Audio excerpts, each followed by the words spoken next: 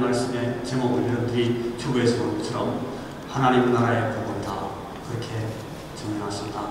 여러분이 오늘 좀 전에 우리가 찬송을 부를 때 우리 찬양팀에서 찬양한 그 곡 중에 마지막 곡에 내 영혼이 엄청 입어 중한 죄진도 보니 슬픔 많은 이 세상도 천국으로 가도, 천국이라고 말했습니다. 그게 이제 하늘 나라. 이 하늘 나라라는 말은 마태복음이 쓰는 거예요.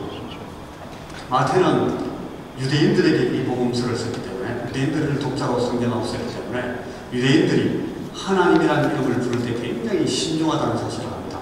그래서 하나님의 나라라는 말을 하나님의 계신 그 하늘에 있는 나라 이렇게 대체해서, 옛날에 우리나라에서 우리 일정 때 초기 우리 교회들이 세워질 때 우리나라에서 복음을 전할 때는 그 목사님들이나 그 영수님들이 설교하실 때 하늘나라를 천국 이렇게 한자말로 바꾸다가 그걸 좀 더 친근하게 표현하고 천당 그렇게 말하기도 했어요.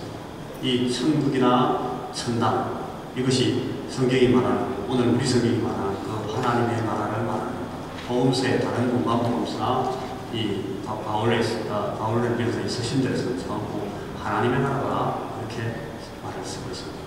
오늘 이제 우리가 하나님 나라의 그 말씀을 잠시 여러분들과 함께 제가 여러분들에게 오늘 이 말씀을 시작하면서 우리 교우들 가운데 계신 한 부부 얘기를 제가 해드리려고 합니다. 우리 교우들 가운데 있는 어떤 부부는 결혼하시기 전에 무려 9년 이상 연애를 했어요. 어떤 분들은 제가 알기로 석 달 미만으로 만나서 석 달만에 결혼하신 분도 있고, 석 달보다 더 짧게 결혼하신 분도 있는 걸로 제가 알고 있습니다. 근데 이분들은 9년 이상, 9년 넘어 거의 10년 세월을 연애를 했는데, 어느 날같이 참을성 없고 급하고 아주 변화무 쌍는 시대에 이런 10년이나 연애를 했다, 그리고 결혼했다는 것은 이 실로 위대한 일이라고 말하지 않을 수 없습니다. 헤아리기 어려울 만큼 여러분 부담스러운 고비를 넘겼을 것이고, 또 시시각각 변하는 우리 시대의 사회 환경에서 사사로운 오해나 비틀어지기 쉬운 그런 커뮤니케이션의 어려운 여건들을 다 견뎌냈을 것이고, 복잡하고도 민감한 인간관계들 속에서 이 사람의 감정이라는 이 참 기복이 심한 그런 파고를 유유히 헤치고 나왔습니다. 이 10여 년 연애 기간을 거친 후에 결혼하시고 지난 수년간 아주 행복한 가정을 이루고 아들 둘을 아주 멋있게 키워내고 있는데, 여러분 이런 일이 그냥 세월 간다고 이루어지는 것은 아닌 줄 우리가 다 알고 있습니다. 정말 하나님이 사랑하시고 축복해 주신 그런 아름다운 열매인데, 여러분 저로서는 구태여 이 공식적인 자리에서 이 자랑스러운 가정이 천진영 형제, 유혜진 자매의 가정이라고 밝히지는 않겠습니다만, 하여간 오늘 아침에 드린 저는 이 중요한 성경의 진리 한 가지를 이 가정의 스토리를 빌어서 여러분에게 설명을 해보려고 합니다. 아주 막연하고도 피상적인 이해로 보기 쉬운 한 가지 중요한 사실에 아주 생생하고 구체적인 그런 실제성을 덧입혀서 설명해 드리기 위해 제가 이 두 분의 얘기를 여기 지금 꺼내어서 일러스트레이션을 씁니다. 저는 무엇보다 이분들이 9년간 혹은 10년간 정도 동안 이 주고받았을 연애 편지에 대해서 굉장히 관심이 있습니다.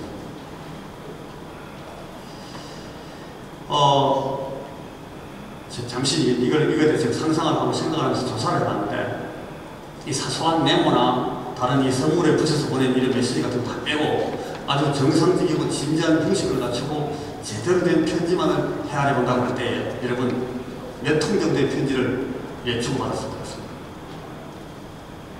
이 두 분.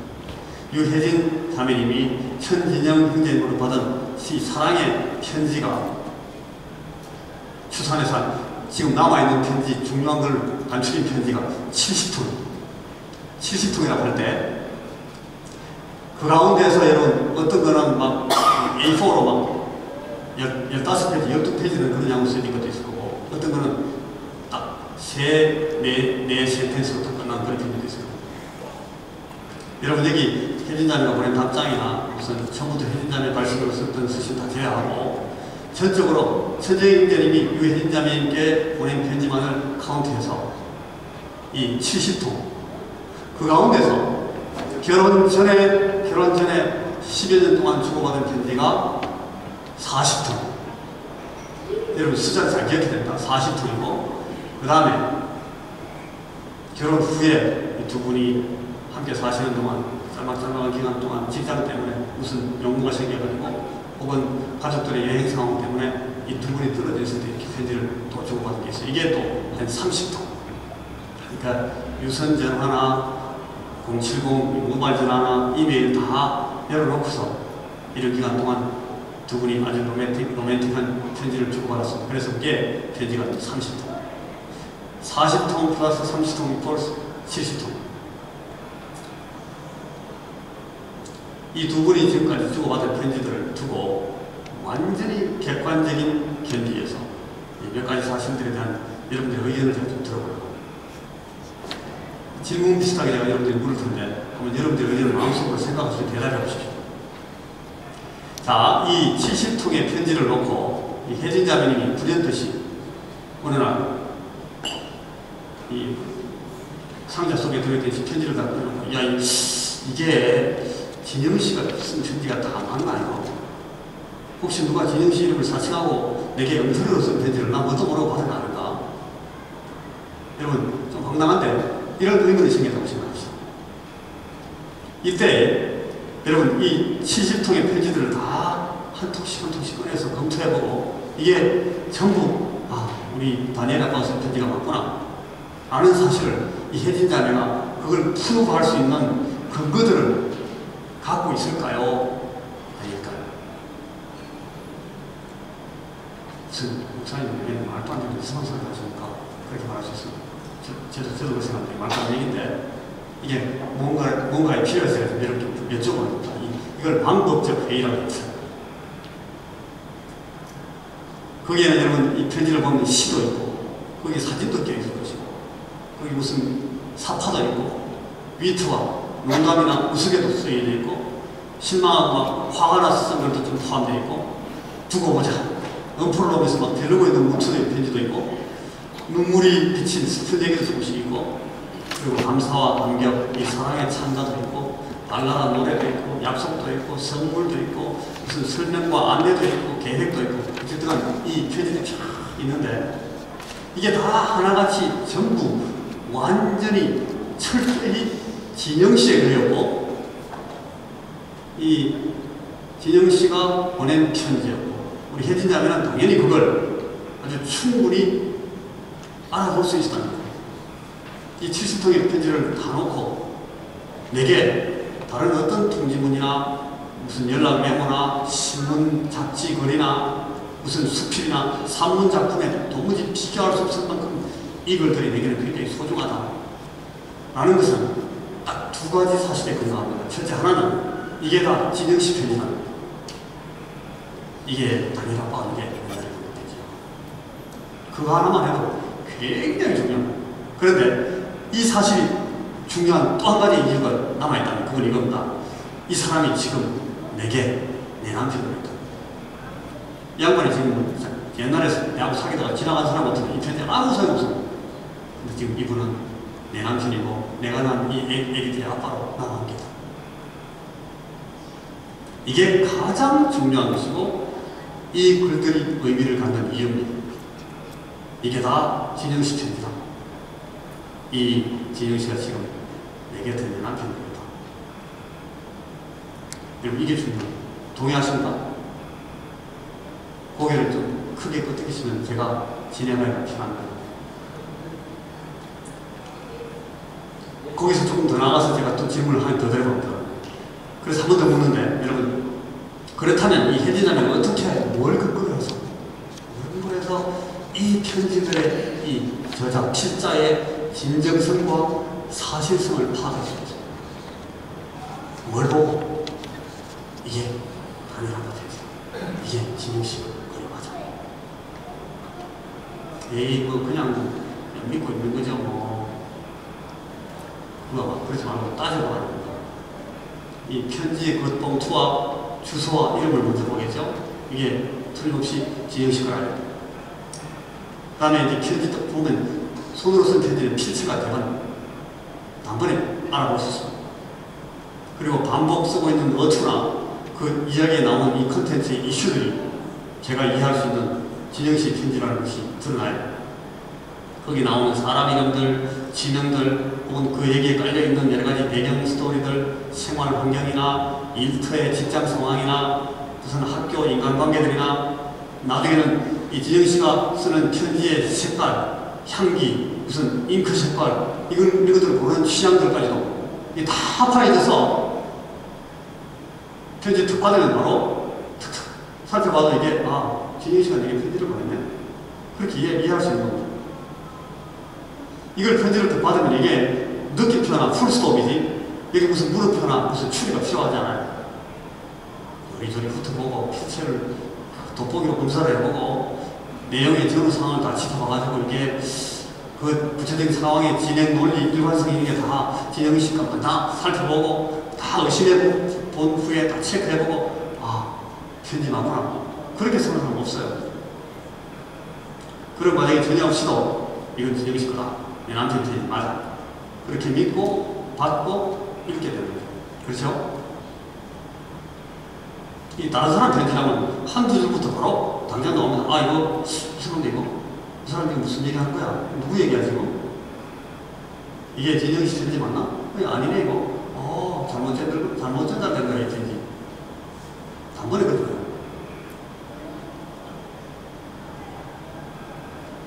누가 진영 형제인 척하고 혜진자한테 속기를 들어가지고 작성한 편지를 보낸다고 해도 금방 체크하다. 하루 이틀 만난 것도 아니고 한두 번 얘기한 사이도 아니고 게다가 편지 한두 번 받은 것도 아니고 그죠? 자 이제 제가 그 결혼 전 40통 결혼 후 30통을 따라놓고 이제 여기서부터 자 40통 여기서 30통 차례를 놓고 이걸 비교하면서 이제 또 질문합니다.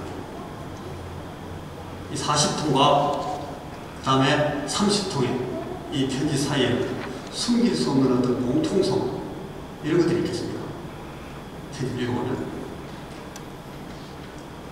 생각나는 걸 말씀해 보십시오. 필치나 무슨 어투나 바탕에 깔린 배경 스토리나 기본적인 가족들의 이름, 고향 이야기, 계절 변화를 보여주는 어떤 표현들, 이 진영씨 스타일의 로맨티시즘, 위트나 인사를 만드는 기본 형식, 기본적인 관심사, 이 가치 인식 방법, 어떤 행동을 결정하는 무슨 순위나 가치 위계, 예의나 습관 이게 편지에 쭉 나오는데 이게 10년이 가도 안 변하는 게 있습니다. 조금 발전하고 진보하고 좀 더 구체화되면서 세련돼 가는 부분이 있겠지만 일관되게 나오는 게 있습니다. 거기에 나오는 가족들이랑 이게 아마 똑같지는 않고요. 10년 지나면 새로운 조카나 동생들도 생기고 친구들도 새로 생겼을 거고 또 좀 새로운 사건들도 거기 터져나오고 전혀 새로운 관심과 이슈들도 생길 거고요. 그렇지만 이 편지가 진영씨에게서 온 것이 확실하다라는 점 때문에 나타나는 아주 너무나 독특하고 몇 가지 공통점들은 아무리 무시하려고 해도 늘 뚜렷이 나타났을까. 그 70통의 편지는 10년 전의 것이든 15년 후의 것이든 거기 일관된 공통성이 있을 겁니다.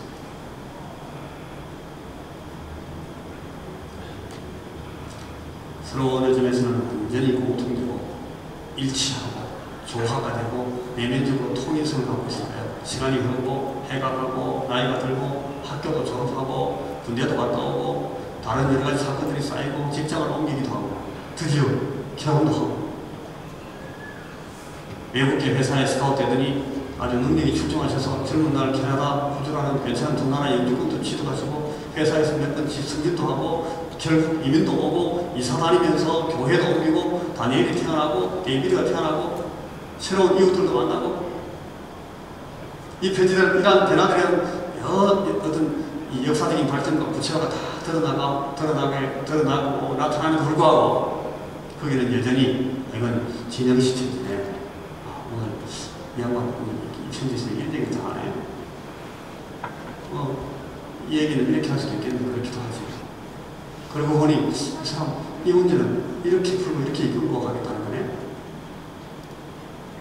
그리고 이 문구에는 변함없이 사랑하는 당신, 나의 혜진의 뭐 일만 닦아.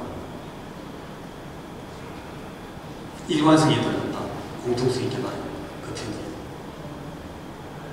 이제 마지막 질문까지 드리고 이제 다음 단계로 넘어갑니다. 이게 이제 아까 제가 말했던 편지를 70통, 40통씩 그리고 30통씩 이렇게 딱 진열해 놓고 1번부터 70번까지 번호를 쫙 매겼어요. 그리고 이제 묻습니다. 질문 1.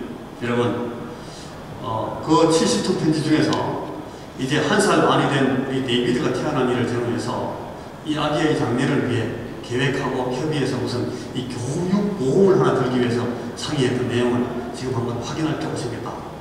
라고 할 때, 이 1번부터 70번 사이 중에서 여러분, 해준다면 몇 번 정도의 편지를 찍을 것 같습니다.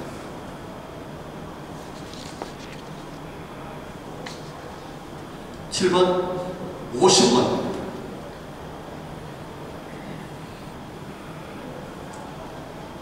저는 한 55번 그래서 우리 둘이 아주 일치하는. 왜냐하면 그런 얘기는 연애하자마자 만나자마자 바로 그런 얘기 아니잖아요. 그리고 결혼 후에 혹은 적어도 이 결혼 직후에 이제 애기들 낳는 얘기도 하고 계획도 하면서 그 얘기했을 거예요. 그러니까 1번, 2번 거기 편지에 없죠. 자, 또 다른 질문 2번. 이 최근에 태어난 둘째 아기를 낳아서 키우게 될 때 우리 친정 부모님이 그 외손자나 외손녀에 대해서 어떤 생각을 가질까에 대해서 상상해 보면서 즐거운 대화를 나누었던 기억이 가물가물 있는데 그 얘기가 어떤 얘기였더라 싶을 때는 몇 번 정도의 편지를 뽑아서 읽겠습니까?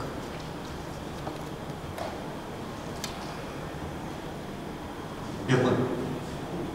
59번, 69번, 70번 바로 앞에. 저는 한 60번 정도로 왔어요. 이게 애가 이제 막 다니엘이 돌진할 때니까 둘째 애기 생각을 하고 뭐 이래서 한 60몇 번, 60번 정도 되죠. 세 번째 질문. 자, 여러분, 이 편지들 가운데서 좀 더 시적이고 완곡한 표현이 많고 더 로맨틱한 은유가 더 많은 편지를 꺼내고 싶다면 이게 몇 번 정도겠습니까? 40번 쪽으로 가겠습니까? 아니면 30번 쪽으로 가겠습니까?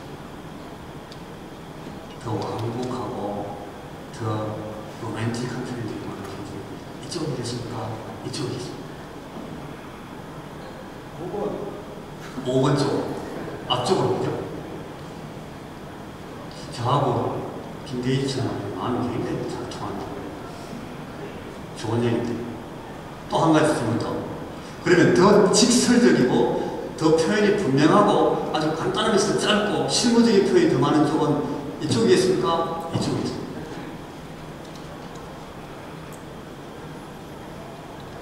그냥 웃습니까? 어느 쪽?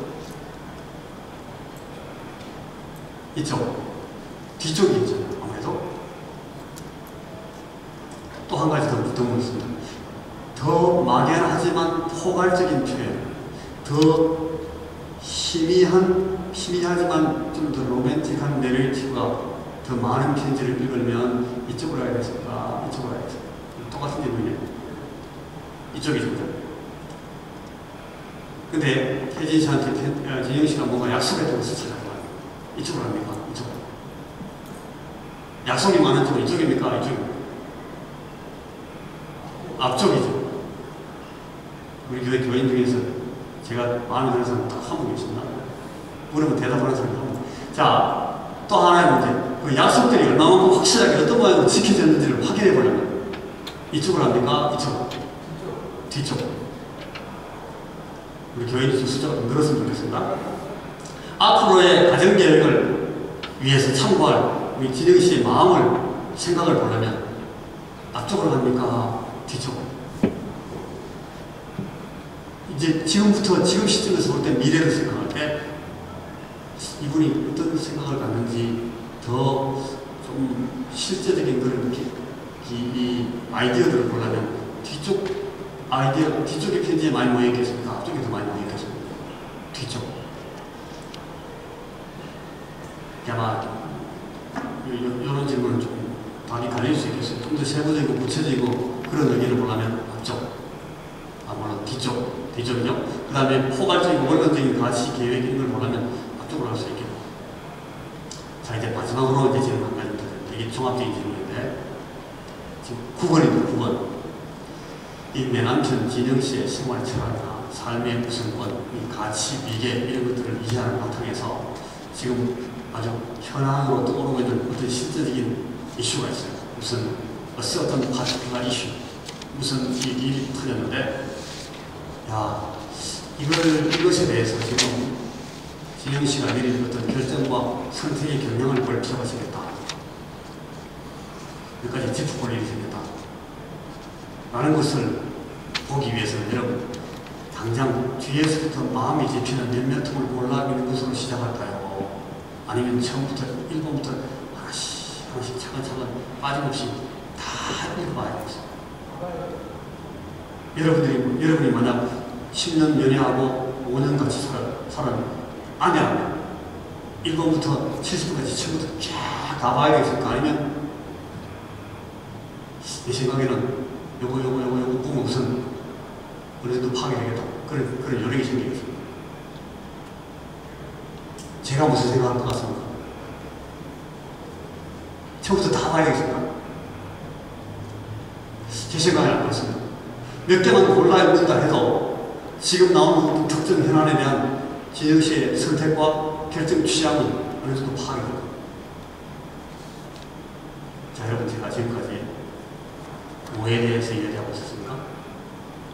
제가 천인영, 유해진 이 네 분 부부의 연애 편지 얘기를 하고 싶겠습니까? 아니면 신구약 성경 얘기를 하고 싶겠습니까?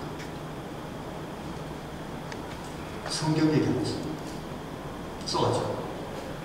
여러분, 성경의 내부적인 통일성과 일관성에 대해서 동일한 저자가 써주신 완전한 일치와 내용의 조화에 대한 사실을 비유적으로 설명해야 됩니다. 이 비유라는 것을 할 때 보통 딱 한 가지, 많아도 적어도 2가지 정도 이 초점만을 가지고 비유를 합니다. 더 많은 포커스가 생기면 비유가 완전히 흐트러져서 비유로서의 기능을 하지 못합니다. 근데 여러분, 지금 이 성경이라는 것이 너무나 인격적인 문서로, 인격적으로 주어진 문서다라는 것, 예수 그리스도라는 한 분의 인격을 통해서 아니면 이 편지라는 것은, 이 성경이라는 것은 전혀 아무런 의미도 없는 것이다 라는 점과, 그 다음에 이분 예수 그리스도께서 지금 여기 내 곁에 계셔서 지금도 말씀하시는 분이 아니라면 성경은 아무 의미도 없다 라는 사실, 제가 좀 여러분들께 강조하고 싶습니다. 저와 여러분이 함께 공지하고 공감할 수 있도록 예를 드립니다. 그리고 또 제가 왜 여러분들하고 만나서 지난 석 달 이상 시간이 지난 동안 신약 성경을 집중해서 먼저 설계해 주기를 설명했습니다. 왜 신약 성경의 원리와 빛을 가지고 구약으로 들어가는 방향, 신약을 이해하는 마음을 가지고서 구약으로 진행해 나가야 되는지를 제가 좀 설명해드립니다. 신약과 구약은 모두 예수 그리스도께 집중합니다. 제가 좀 12주 동안 좀 느려 보이기도 하고 좀 이렇게 지치하면서 돌아오는 듯한 순서로 꿈을 얘기를 했는데 매일 힘든 얘기 또 하는 것 같고 이렇게만 얘기했을지 몰라요. 그런데 여러분, 이 구약과 신약 성경은 오직 예수님을 통한 구원과 하나님 나라를 우리에게 보여주시는 하나님 자신의 계시입니다. 예수님이 누구신지, 그가 왜 오시는지, 어떻게 그를 만나는지, 그래서 어떻게 되는지 이 구약과 신약 성경 이외의 방법으로 알 수 있는 것은 없습니다. 하나님은 얼마든지 그 길을 얘기하실 수 있지만 달리 그렇게 준비하시지 않았습니다. 복잡하게 안 하시고 하나님은 이 계시를 통해서 이해하고 딱 주셨습니다. 그래서 우리는 성경으로 어떤 위대한 사람도 그리고 사람들의 그 어떤 얘기도 사람이 하는 사람의 얘기 이상을 할 수가 없으니까 우리는 하나님 말씀 성경으로 하고 성경에 대해서 성경에 묻고 성경으로 대답을 이렇게. 그래서 여러분 하나님 말씀을 다할 때마다 당연히 그리고 항상 이게 진짜 하나님 말씀 맞느냐 계속 여러분 물어요. 제가 이 말씀의 진정성을 어떻게 확신할 수 있겠습니까? 여러분 계속 따지고 물어요. 그리고 오늘 저나 저 같은 직능을 맡은 사람이 여기 올라서 가지고 여러분의 귀한 시간을 맡아놓고 딴소리를 하면 안 됩니다. 어떤 목사든지 하나님의 말씀을 대신 증언하는 그 일을 더 정확하고 더 적절하게 하기 위해서 철저히 노력하고 최선을 다하지 않으면 그런 목사님, 그런 목사 여러분 확 끌어내려요. 즉시 여기서 끌어내죠. 아니면 큰일 납니다. 쏟게 됩니다. 그러나 만약 어떤 설교자가 철저히 하나님의 종으로서 하나님의 말씀을 성실히 대언하고 있다면 여러분 그 목소리 내는 그 사람이 아니고 그 목소리를 통해서 당신의 의지와 의사를 전달하시려는 하나님께 여러분 순종하셔야 됩니다. 아까 그 끌어내려고 했던 그 마음만큼 철저하게 아주 책임지시고 거기 그 하나님 말씀에 청종하시고 거기 우리가 살 길이 있고 거기서 참다운 삶의 방법이 나오고 거기서 우리의 진정한 이 의미와 가치를 획득하는 인생의 기회들을 이렇게 되어가겠습니다. 지금 내가 뭐 해야 되는지 뭘 먼저 하는 게 가장 바르고 가장 좋은 것인지 결코 후회하지 않게 되는 이 보장을 어떻게 내가 갖게 되는 것인지 이것들이 거기 나옵니다. 자 제가 이제 마지막으로 이 성경의 최종적인 주제가 되는 하나님 나라에 대해서 잠시 오늘 말씀 뵙겠습니다. 여러분 이 성경은 지금까지 제가 쭉 설명했던 이 성경은 특히 신약 성경은 직설적으로 하나님 나라를 말합니다. 우리에게 주신 이 성경의 주제는 예수 그리스도를 통하여 우리에게 임하는 하나님의 나라. 하나님이 예수를 땅에 보내시고 그가 종말에 자기 백성들을 다 불러 모으시며 친히 왕이 되셔서 오늘 우리 찬양 왕이신 나의 하나님 또 그 다음에 또 왕이 돼서 나를 다스려 주옵소서 그런 찬양이었는데 친히 왕이 되셔서 의와 사랑과 평화의 영광스러운 나라를 완성해 나가신다 하는 시나리오. 이 플랜 B 혹은 시나리오 B는 없습니다. 이 하나님의 열심, 이 하나님의 능력이 이 유일한 이 시나리오를 반드시 이루십니다. 그래서 우리는 늘 성경을 합니다. 오늘 본문에 가자면 사도 바울이 가르치고 설교한 그 내용을 말하는 그 요체가 마찬가지입니다. 23절에 보니까 그가 아침부터 저녁까지 하나님 나라를 증언합니다. 이 사람은 예수님의 12제자 가운데 있는 분 아니에요. 주님이 사도가 세웠지만 이분이 사도행전 교회를 지도하면서 선교적으로 막 설교하고 다니는데 이분이 설교한 설교의 전체 요지가 똑같습니다. 그 앞에 다른 사도들하고 똑같아요. 하나님 나라를 증언합니다. 모세와 선지자의 글, 그러니까 구약의 모든 내용을 다 가지고 예수께서 이 하나님 나라를 가지고 오신 것을 증명하고 증언했다. 그렇게 생각했습니다. 그리고 30절, 31절에 보니까 사도행전의 맨 끝에도 보니까 하나님 나라를 전파하며 예수 그리스도에 관한 것을 담대히 거침없이 가르치다. 사도들이 가르친 내용이 다 이거였다. 그러니까 아까 말했던 모세나 선지자들 글뿐 아니고 모든 사도들의 것도 다 뭐에 관해서? 하나님 나라에 관해서 말했다. 이게 구약의 선포인가 하면 이게 신약의 정언으로 신약의 선포였다. 이것이 오늘 우리 개개인에게는 우리가 어떻게 그의 부르심을 받고 그분을 만나고 그의 사랑을 입고 죄와 사망의 다스림과 권세를 떨치고 구원을 받아서 하나님 나라에 들어가게 되는가라는 말씀으로 우리 개개인에게 설명이 됩니다. 또 이것이 교회라는 차원에서는 하나님이 어떻게 교회라는 기관을 세우시고 확대해 나가시고 흠과 주름 잡힌 것을 뜯어내어서 이 세상의 가치와 방해하는 권세의 모든 영향과 오염으로부터 보호하시면서 온전하게 하시고 하나님 나라를 실현시켜 나가는가 하는 말씀을 얻었습니다. 그리고 또 다른 역사적인 차원에서는 하나님의 능력, 은혜와 능력을 힘입은 사람들과 그들이 이루는 사회를 통해서 이 세상의 역사를 끌어나가시고 온 우주와 대자연을 새롭게 하시려는 하나님의 계획을 이루어서 하나님이 그 하나님 나라를 도래하게 만드시는 그 절차를 설명해요. 그래서 복음서로 돌아가면 공통적으로 아주 동일하게 주님이 메시아로서의 사역을 시작하시면서 외치셨던 설교의 제1석에서 이렇게 기록했습니다. 회개하라, 하나님의 나라가 가까웠다. 예수님이 설교를 제일 첫 설교 제목이 이거였다. 회개하라, 천국이 가까웠다. 조금 더 풀어서 말씀하면 여기 지금 내가 하나님 나라를 가지고 그 나라의 왕으로 왔느니라. 그렇게 선포하시다. 복음서의 모든 내용이 결국 주님 자신이 이 나라의 주인이고 이 나라의 본질이시고 이 나라를 완성하기 위해서 론칭, 시작하시면서 이걸